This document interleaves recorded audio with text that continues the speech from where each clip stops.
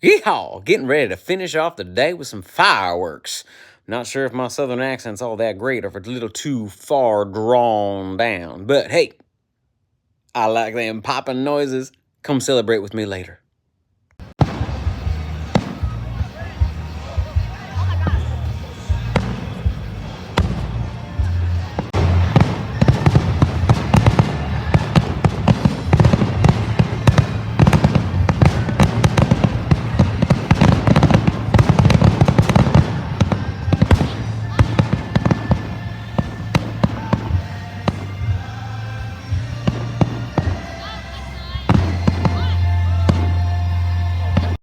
Let's see that southern drawl still going here.